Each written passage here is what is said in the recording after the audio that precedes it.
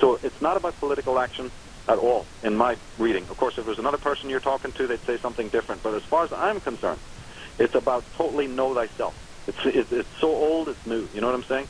And that's basically what it's about. It's about discovering why you are here on this planet, what your true purpose is, and how you really cannot change good or evil. Those are realities, and they'll be here after you're gone, and they were here before we were born. But what you can change is your attitude towards those realities. You can change your perception of them and your attitude towards those things. And that is a huge step, just doing that alone. You talk about the elites have two different camps, and I like what you say here. One is they want to keep mankind ignorant. They want to keep us stupid. And the other is they want us to accept this plan of theirs and to go along with the beat. They have many camps, but they split into two main groups. There are those Orwellians and those Bertrand Russell School, Malthus, Thomas Hobbes types who just go, look, he's primitive. He's our creation. He's a genetic hybrid. Keep him in ignorance. Don't give him any perks. Keep him in a total state of servitude. And by the way, that's what they've been doing all through the previous ages of the earth. But then they have this other, quote-unquote, enlightened group of despots who go, no, no, no, no, we needn't do that. What we need to do is tutor them, educate them, condition them, colonize them, train them like dogs to accept our global village. Instead of chains of iron, chains of gold. And that's what this technological dystopia that's coming is. Basically, that's what it is. It's another form of incarceration, but it's one in which you can live out your wildest fantasies. You can replicate the unconscious. You can have anything that you want at your disposal. You're still a slave, but we have made it smiling depressive. We're no longer going to keep you in a complete state of, troglodytism. We're going to sort of give you a lot of, we're going to put a lot of different distractions, the breads and circuses that these people like the Aldous Huxleys, you see, have basically said. And you get two choices.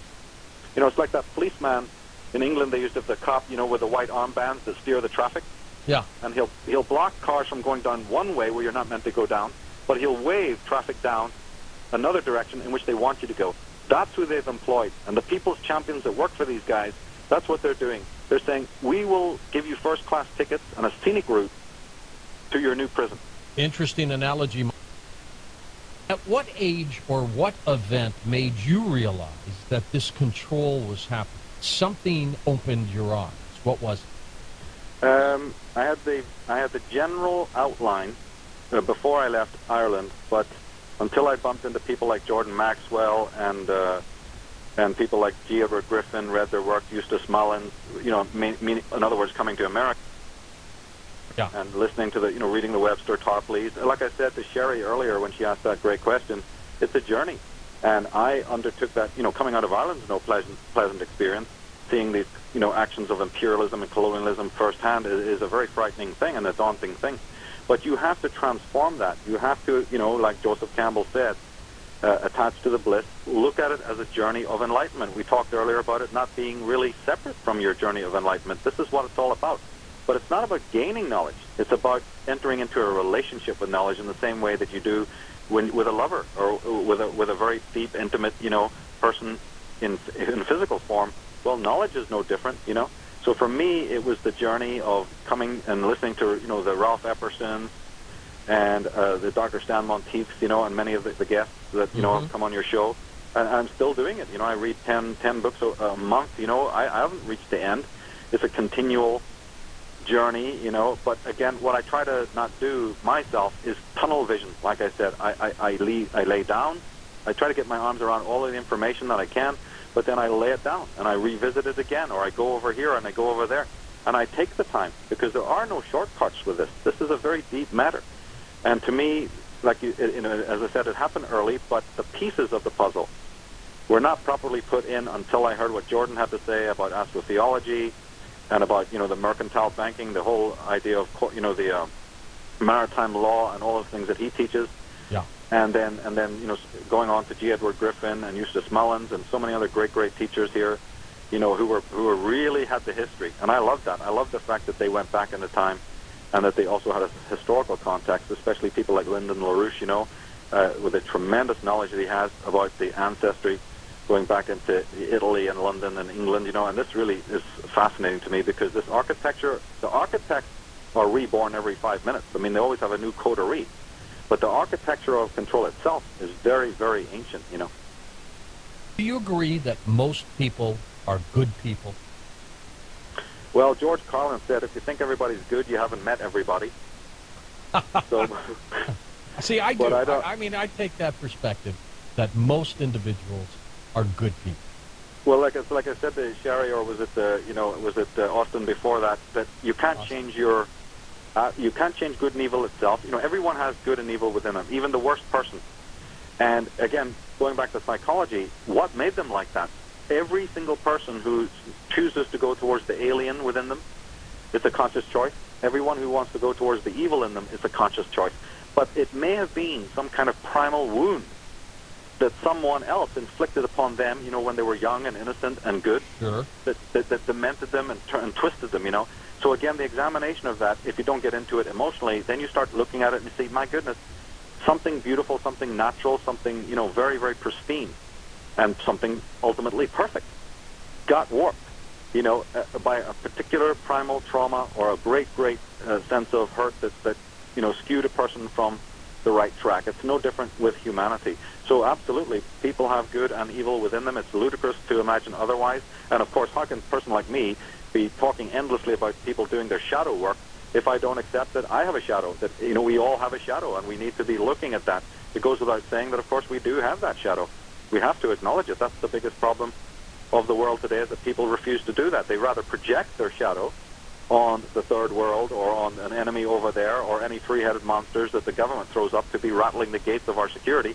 You know, they know how to work with this. They know how to get us to project our own dark selves onto whoever the nemesis is for the particular season, you know, that these politicians want to bring it up. It's understandable why people become petty tyrants, is because, you see, they're, in a one way, it's born out of a virtue. They want power. And because power has replaced love. It's like I talk about this in an article I've got called Weapons of Mass Destruction Found. When the person has been so mutilated and removed from their actual natural, organic, biological, spiritual, and moral power, moral, you know, inward power, they're going to crave the outward power that their parents had over them, that the teachers and the politicians and the priests have over them. They're going to identify with that, and some may take that power up, like those who go and commit corporate crime, for instance, you know, the stroke of a pen. The greatest crime that's done in this world isn't done with guns and weapons, or even with technology for that matter. It's done with a pen. It's done with the bank. Look at Bernie Madoff. Look what he did. Yeah. You know? And then we might have a person who takes that up for a while before they regain their senses. Because the artificially deprived man, in one way, is not his own being. Of course he's going to go wherever he thinks the power and the success and the status is. You know, and so in some ways it's lamentable, but it's because people are looking for that inherent sense of command and power over their own being. And because it's displaced into the world, and then it takes the form of having power over other people. And the more desensitized you are, and the more artificialized you are within yourself, as I said before, you're hardly going to treat other people with humanness. My God, when you go in to get served at a place today, you can barely get a smile. You can barely get eye contact with people anymore. You know what I mean? Well, how much is a game for them? It's not a game in its ultimate sense, but of course it like Sidney Webb and others, you know, they've described it as a game because the rules are like a game. And remember, we're part of that game. We are also pawns on that geopolitical board. And if we don't occupy the white squares of knowledge, somebody else will. You know, they want us on the black squares of ignorance, but we have the perfect right. And that's what my work emphasizes a lot, you know, is to step on to those white squares of knowledge and get informed about what's going on, not in fear, but as in a very proactive way, because we are many, they are few, and they are the ones who are truly in fear. A lot of people talk about, you know, we should be in fear of them, but as a matter of fact, they are in desperate, deadly fear of us, and that's why they have to use control, have to use power, and have to bring in their New World Orders to keep everybody, you know, under the gun. And if they can't do it in one way, they'll do it pharmacologically, and they'll do it technologically, you know. And, of course, their old agenda, this is from the time of Bacon and Thomas Hobbes and Malthus. You talked earlier about the splitting of the masters are divided into two camps, and we talked about that. One other anecdote about that is that the men who worried that mankind might rise, the other group told them, look, the human makes the perfect slave, but what we'll do is we'll dumb down the human to the level of the machine, and then we'll have what we want. So don't wipe out the humans, don't need to get rid of them. You just lower their level of consciousness to the level of the robotoid or the cyborg. You work on the hive mentality. You condition them through the media and so forth and so on to get them to be down on such a machine-like level that is what